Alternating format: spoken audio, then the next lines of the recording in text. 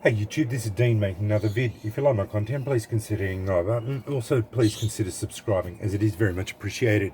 I saw a video a little while ago on Coal Cracker Bushcraft channel, and he made up a kit, and it was basically, it's 5 items every bushcrafter needs. Now, this is not a survival kit. This is just 5 items that bushcrafters should have to make their journey into bushcraft more enjoyable. And I really enjoyed his thinking behind it, and I decided to build the kit myself. I totally I agreed with just about everything he said about it, because these 5 items allowed him to do the bushcrafting thing more easily and just enjoy the bush. And with all these items, you basically can go out into the bush and do the bushcrafting thing and start your journey down doing that. And the whole kit sits in basically what we call here in Australia a billy. So that's the start of it. Everyone else calls it a pot, but yeah, we call it a billy here in Australia. I have added a few little things in it that he probably doesn't necessarily have added in it, but that's just to make my life a little bit easier too. So I added a char tin in it, but that's not in it. So one of the 5 items was the billy, or a container to boil water, do that sort of thing. Another one was a bushcrafting knife. I'll start with the knife actually first up. I always think the first knife for any bushcrafter, I always advocate going and buy yourself a Mora, because they are basically, for the value for money you get for a Mora, and you can get them for as cheap as about $20 Aussie, $10 or $15 American. You can get a basic Mora knife and it will do you very well. Now this is a bit more expensive. This is the 2010 Bushcrafter. I only chose it because I think this is, for me, the best of the Mora line as far as bushcrafting knives go. Its handle suits me better. I like the compound grind. There are a lot of reasons why I chose it for this kit, but this is personal choice. Just get the basic, one of the basic models, the Companion, or the 2000, one of the basic models of the Moras, and you'll be perfectly set up for bushcrafting for many years. Once you do that and you start down this path, you can go on to something that is a little bit more robust. These do have a rat tail. They don't have a full tang, so that isn't not necessarily a prerequisite, but many bushcrafters will find advantages in a full tang. So later on, when you get more comfortable and know a little bit more, you can go on to another bushcrafting knife that has a full tang. But I always advocate, buy a Mora. You probably won't be disappointed. I guarantee you won't be disappointed. Then get on to the kit. Buy a billy. This one's, I think, is a 3 litre off the top, of 2.7 litre with a lid. It's a really good, just a standard billy with a lid, so it holds all my kit. There's not much in it really. Like it's a quite a good basic kit. Now he did advocate several types of cordage. And he did say bank line as well. Now, I don't have any bank line. I've got several bank lines in kits, but I haven't got any more spare at the moment. I'm not going to buy any more. I've got paracord, I've got some cotton rope, and I've got a little bit more heavy duty poly rope. That's enough cordage to get me out of trouble for cordage. There's enough there to fool around, learn some knots, and set up some guy lines, whatnot, you know. So this is, cordage is just for that sort of learning how to do knots and whatnot, and that's enough to do me for anything for what I need to do. So I don't really need to put more backline in there. Anyway, I added a tea towel, 100% cotton tea towel, just for making char and whatnot. I had one spare. I just added it in there anyway, because just to basically stop everything from rattling, and I had it spare there, and I can make a heap of char cloth in there. I love char cloth. I don't get the opportunity to find punkwood very often, so I do tend to add in the ability to make char cloth. That's why I added a char tin in as well, so I can make char as well. That's just for me anyway. Those two weren't added into this five things. He also added a set of needles. I love this idea. This is a really good idea. These are cheap. I get it off eBay. A set of 7 needles like this is all various needles, sail needles, curved needles, couple of glovers needles, carpet needles, really big straight upholstery needles. I think it's about $2 or $3 for this, and I actually think you get 2 packets of them for that. The Glover's needle is a really robust needle, very good. The big upholstery needle is really good.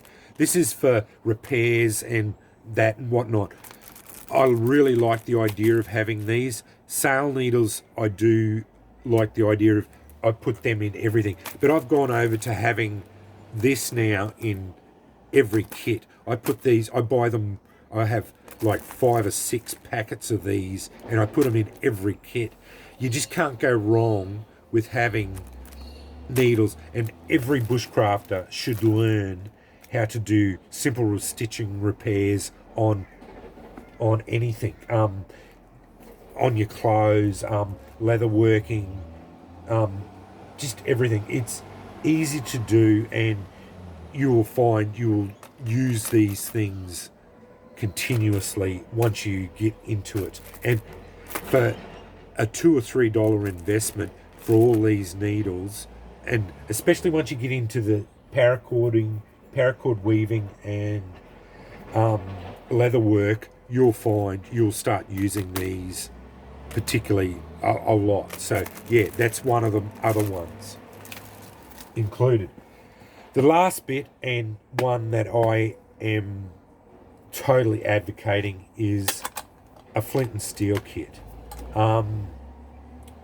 As anyone who's watched my channel knows, I'm a Flint and Steel aficionado. I have a passion for Flint and Steel. This is just one of the basic Ted Cash U-type. Probably not one of my favorite steels. Still, it is a fine striker.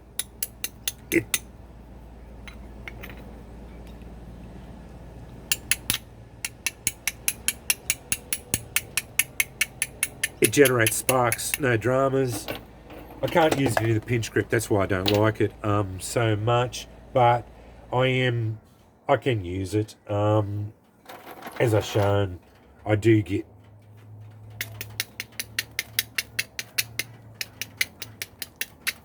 like I'm generating sparks, no dramas whatsoever in it. That's a full Flint and Steel kit.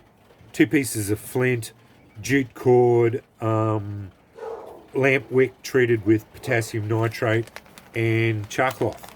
All there in it, in a tin, and I could use that as a char tin as well. And that's the whole kit. As I said, this is not a survival kit. This is a have fun kit, and to teach you the basics of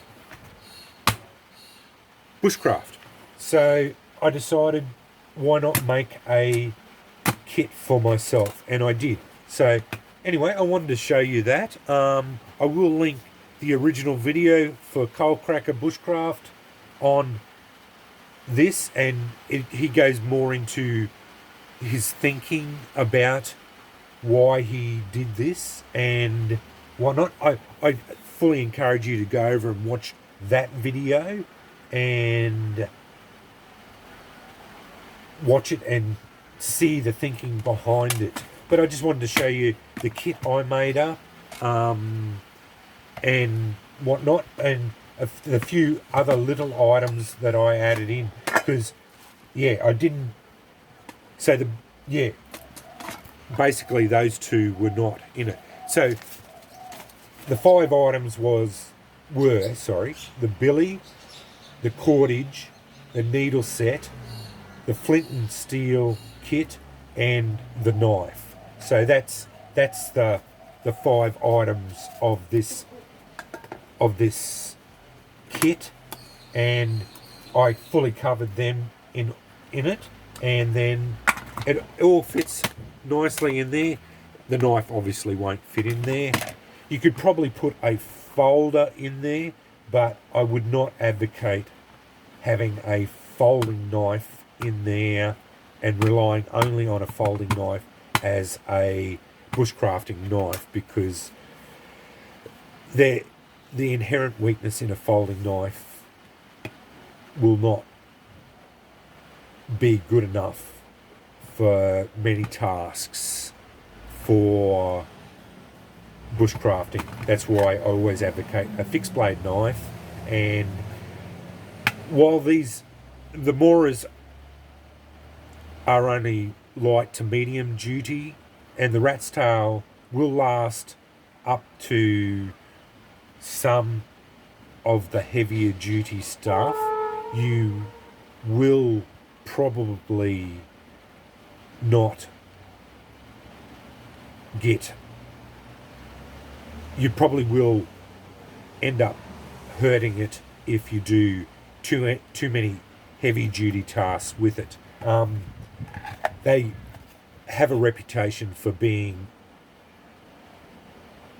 a lot stronger than many people think, but I would say after a while you may want to go over to a full tang knife. But that's probably me being a little bit biased too, because I do like full tang knives. But the Moras are a perfectly acceptable bushcrafting knife, and many people have gone their entire lives using Mora knives for bushcrafting and have never had a problem. So don't think that if you're buying a Mora knife that you're going to be breaking it just because it's got a rat's tail tang, But their tangs don't go, they're only a partial tang here, and they really thin out quite substantially down here. So they're not that good. But as far as everything else go, the ergonomics on, especially on this one, the 2010, and that are exceptional. It's an exceptional knife for how much you pay for it. But these are more expensive knives than the baser models. Like the other models are a lot cheaper than these. Oh, sorry, more inexpensive. These are not a cheap knife, and what I mean by cheap is as low quality. These are a inexpensive knife but high quality. Anyway, I've rambled on long enough. That's my Coal Cracker Bushcraft inspired 5 items every bushcrafter needs. Not a survival kit, just a bushcrafter's kit that makes bushcrafting and your journey into bushcraft a little bit easier and more enjoyable. Anyway, I hope you found this informative, and thanks for watching.